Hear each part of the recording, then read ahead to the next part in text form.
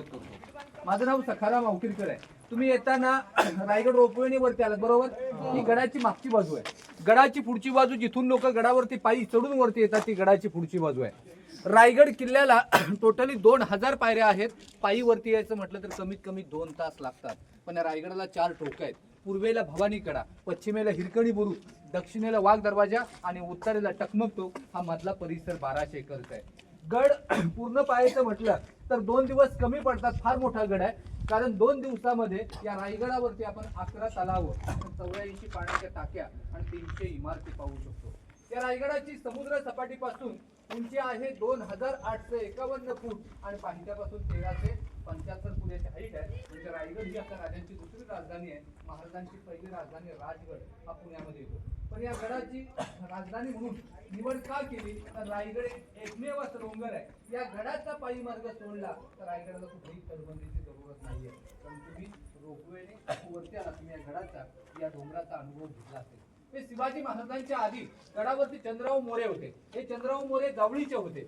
जावळीचं खोरं म्हणजे रायगडाच्या दक्षिणेपासून प्रतापगडाच्या पाहित्यापर्यंत पूर्ण जावळीचं खोरं लागतं। त्या जावळीच्या खोऱ्याचं त्या काळामध्ये वर्णन केलं जात होतं की दिवसा सूर्याचं किरण जमिनीवरती पोहोचू शकत नाही, इतकं घनदाट जंगल होतं। शिवाजी महाराजांनी हा गड चंद्रराव मोऱ्यांकडून 15 मे 1656 मध्ये जिंकून घेतला आणि 1656 ते 1670 पर्यंत या रायगडाचं बांधकाम केलं। बांधकाम करणारे राजांचे आर्किटेक्ट होते, त्यांचं नाव होतं हिरोजी इंदुरकर। या रायगड किल्ल्याचं बांधकाम चालू असताना शिवाजी महाराज रायगडावरती नव्हते। गडाच्या बांधकामासाठी पैसा नव्हता। मग हिरोजीने काय केलं, स्वतःचा वाडा जमीन विकलं, रायगडावरती आले, एका झोपडीमध्ये राहिले आणि वाडा जमीन विकून जो काही पैसा मिळाला होता त्यामध्ये गडाचं बांधकाम केलं। अशी महाराजांना लोक मिळाली होती म्हणजे हिंदवी स्वराज्य उभं राहिलं।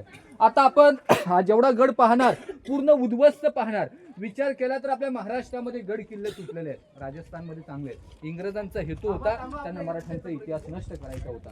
म्हणजे याच्यावरती एक म्हण आहे की अंधाराला घाबरत नाही, आबालाची साथ आहे, मोडेल पण वाकणार नाही, मराठ्याची जात आहे म्हणून प्रख्यात रे करेलच्या पानामध्ये लिहून ठेवतात की बाकी सर्वांना भूगोल आहे पण माझ्या महाराष्ट्राला इतिहास आहे। 10 मे 1818 या गडावरती इंग्रजांचे 2 अधिकारी आले, कर्नल पॉर्थर आणि मेजर हॉल। गडावरती तोफांचा मारा केला। म्हणजे पहिल्यांदा त्यांनी गडाचं दारू कोठार उद्ध्वस्त केलं, नंतर त्यांनी हा गड उद्ध्वस्त केला। इतिहासाच्या नोंदणीप्रमाणे रायगड 11 दिवस जळत होता। जेवढं लाकडी चल होतं पूर्णपणे जळून गेलं। त्याचं तुटलेल्या अवशेषात आपण पाहणार आहोत।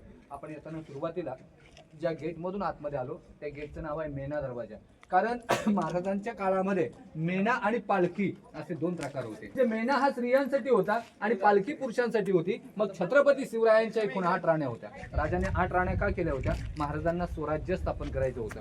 राजांची पहिली राणी सहीबाई, त्यांचं राजगडावरती निधन झालं। मग त्यावेळी संभाजी महाराज 2 वर्षाचे होते आणि पुतळाबाई खाली राहायच्या। मग उरलेल्या 6 राण्या रायगडावरती राहत होत्या। त्या दरवाजामधून ये जा करत असत म्हणून त्याला मेणा दरवाजा असं म्हणतात। आता आपण ज्या ठिकाणी उभे आहोत हे राण्यांचे महल आहे। एका राणीसाठी 1 महल होता। एकासारखे लाईनीमध्ये 6 महल आहेत। गडावरती 6 राण्या राहायच्या। मग 6 राण्यांचे 6 महल त्या रायगडावरती आहेत।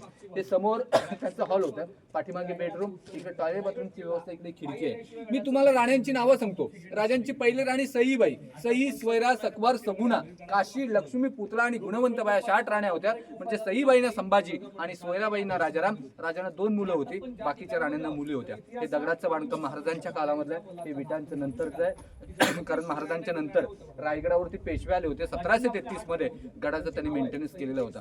तुम्हाला 350-400 वर्षापूर्वीच एखादा दगडाचं बाथरूम पाहायचं असेल, मागे एक टॉयलेट सिस्टीम एक पाहून या, मग आपण पुढच्या पॉइंटला जाऊ। एक पाहून या।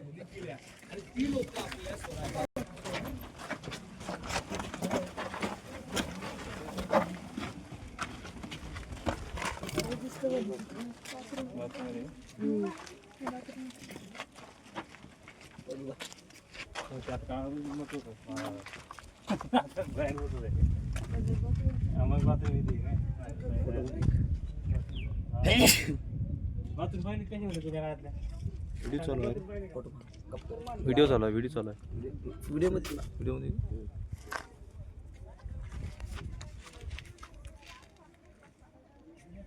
चालू आहे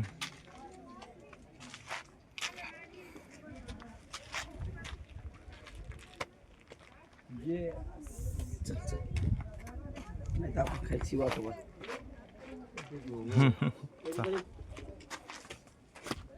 संध्या बाथरूम घेऊन गेला इमेज घेतलं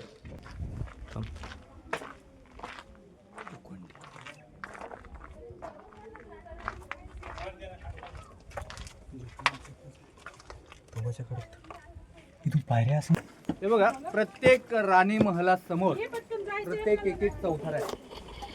राण्यांच्या ज्या काही दासी होत्या, सेवक मंडळ, त्यांना इथं बसण्यासाठी किंवा राहण्यासाठी सेड होत्या. थोडक्यात आता आपण याला सर्वन्स क्वार्टर म्हणतो.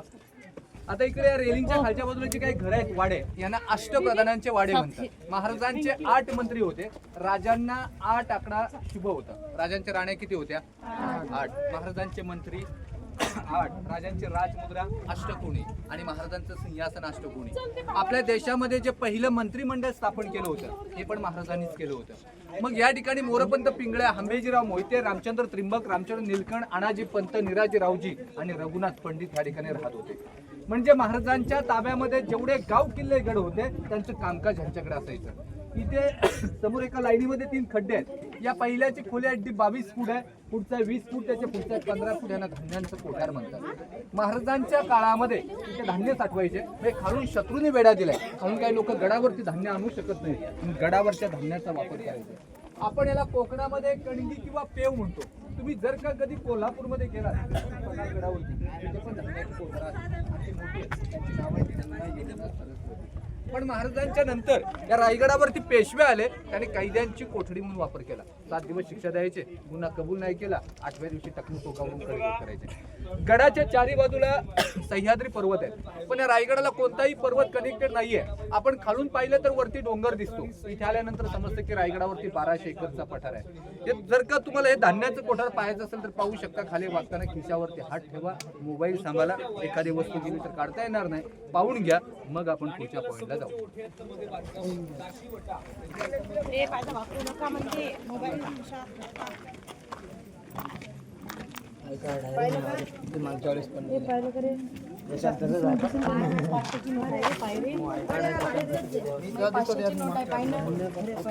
आय कार्ड पडले, मोबाईल पण पडलेले आहे रे. मोबाईल भी आहे. कुठे मोबाईल यो कोई नाही.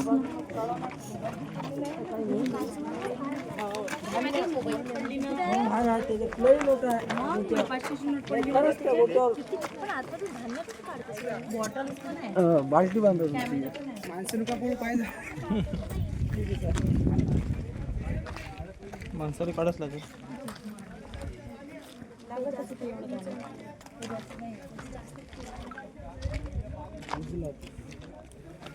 दादाजी सगळे व्हिडिओ पाठवल्यावर मला घरी पाठवायला मस्त आहे.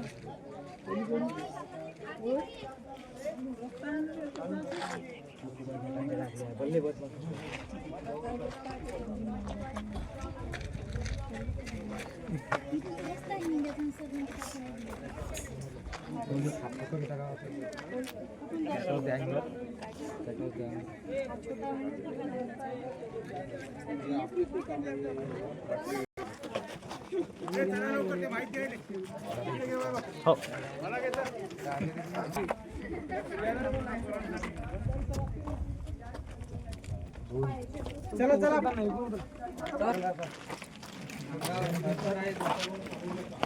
इतिहास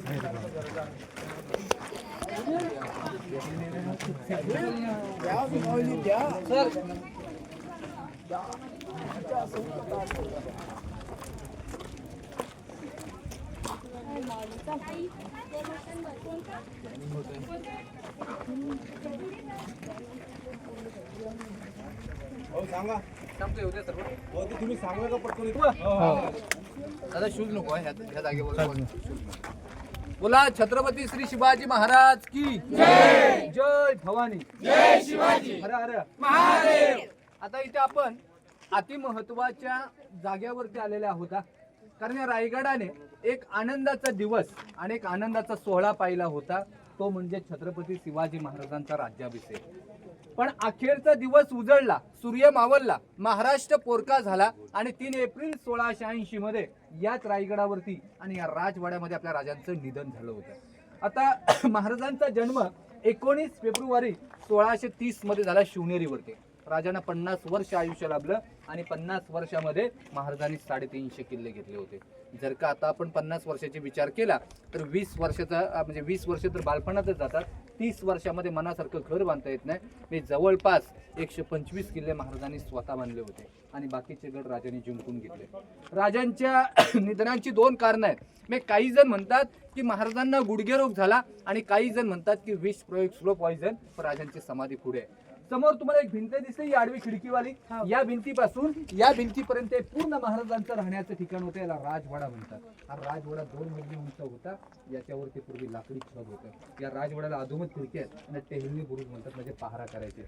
पण आपल्या समोर हा जो चौथरा आहे, ही जागा अति महत्वाची जागा आहे. कारण हे महाराजांचं बेडरूम होतं. राजांनी अखेरचा श्वास या जागेवरती सोडला होता. साहेब, येणारे शिवभक्त इथली माती आपल्या कपालाला लावतात. म्हणून तर म्हटलं जातं की जर का जिजामाता तुम्ही जन्माला आल्या नसता तर आमच्या अंगणात दिसले नसते तुळस, आणि शिवराय तुम्ही जन्माला आले नसता मंदिरांचे राहिले नसते कळस.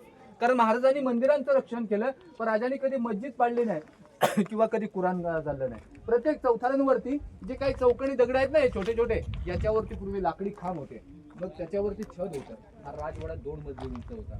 सागवानी लाकडाखाली पैठणी कापडामध्ये मशालीच्या उजेडात हे 350-400 वर्षापूर्वीचं वैभव कसं दिसत असेल हे फक्त आता आपण कल्पना करू शकतो. हा जो समोरची जागा आहे, हे राजांचं किचन रूम होता. त्याच्या पुढे याला दफ्तरखाना म्हणतात, ऑफिस सचिवालय, आणि त्याच्या पुढे न्यायनिवाडा होता. जर का आपण दिल्लीचा लाल किल्ला पाहिला तर 2 नावे आढळतात, एक दिवाणे खास आणि एक दिवाणे आम. मग हा दिवाणे खास होता 5 लोकांसाठी, दिवाण्या पुढे राजांचा दरबार, आम लोकांसाठी आपण तिकडे जाणार आहे. पण त्यापूर्वी आपण गडाची पुढची बाजू पाहू. हा तर गुडघेरोगाने मनुष्य आपण म्हणतात की सोयराबाईंनी विष प्रयोग केला असावा. काही कन्यांच्या की सोयराबाई रायगडावरती होत्या, पण विष देणारे दुसरे राहिले आणि सोयराबाईने बदनाम केली असे म्हटलं.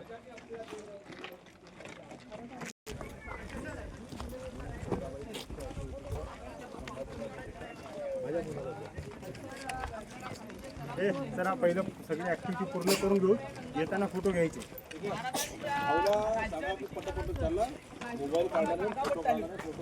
नागावटाने 7 नद्यांचं पाणी आणलं, महाराजांना अभिषेक घातला. अभिषेकानंतर जे उरलेलं पाणी असतं या तलावात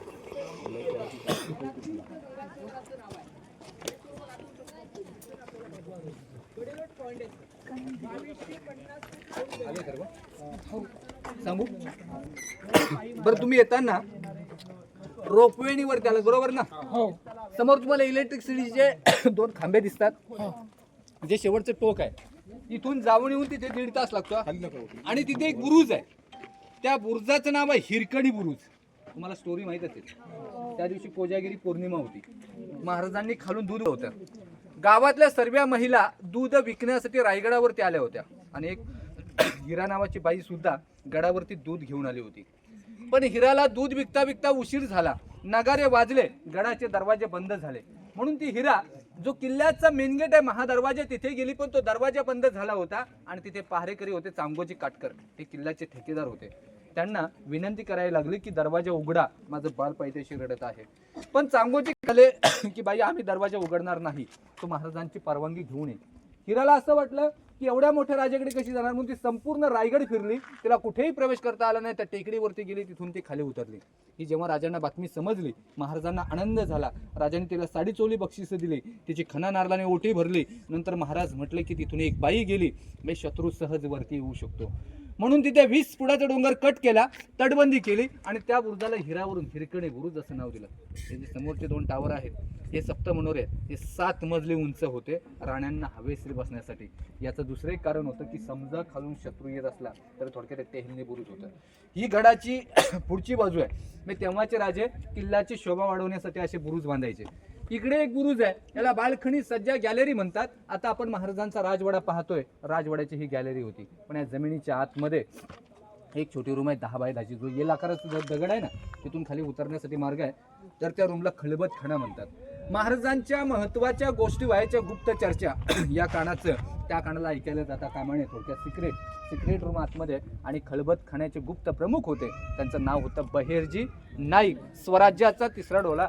म्हणजे औरंगजेबाच्या दरबारात जाऊन त्याच्या दाढीला हात लावून येणारे पहिले व्यक्ती म्हणजे बहिर्जी नाईक. कारण बहिर्जी नाईक महाराजांच्या स्वराज्यामध्ये काम करत होते हे त्यांच्या पत्नीलाही माहीत नव्हतं. आपण एक खिडकीतून खाली पाहिलं, एक तलाव दिसतं. या रायगडावरती 11 तलाव आहेत आणि 84 पाण्याचे टाके आहेत. म्हणजे गडावरती 2 वर्षे पाऊस पडला नाही, पाणी टंचाई निर्माण होत नाही. याला गंगासागर का म्हणतात? महाराजांचा राज्याभिषेक झाला 6 जून 1674 मध्ये. राज्याभिषेकासाठी काशीवरून गागा भट्ट आले होते आणि 7 नद्यांचं पाणी आणलं होतं. राज्याभिषेक करून जे काय अर्ध पाणी राहिलं त्या तलावामध्ये सोडून दिले. मग याच्यावरती एक कविता आहे, गंगा यमुना आणि नर्मदा यांच्या आल्या साऱ्या बहिणी, आणले 7 सप्त समुद्रांचे पाणी, जल ही झाले तीर्थांची घरं आणि नाव तायाचे गंगासागर. समोर एक टेकडी दिसते, त्याच्यावरती काही लोक उभी आहेत बघा टोकाला. त्या टेकडीचं नाव आहे टकमक टोक. तुम्ही नाव ऐकून आहात ना? टकमक टोक म्हणजे तिथे गेल्यानंतर टकमकासारखं खाली पाहावं लागतं. उंची त्याची 2250 मग टोकावरून तिथे खाली कडेलोट करायचे. पण असं म्हणतात की सहजासहजी शिवाजी महाराजांच्या काळामध्ये टकमक टोकावरून कडेलोट झाले नव्हते आणि संभाजी महाराजांनी कोणाला सोडलं नव्हतं. तर संभाजी महाराजांच्या काळामध्ये अनेक जणांना टकमक टोकावरून खाली फेकलं होतं.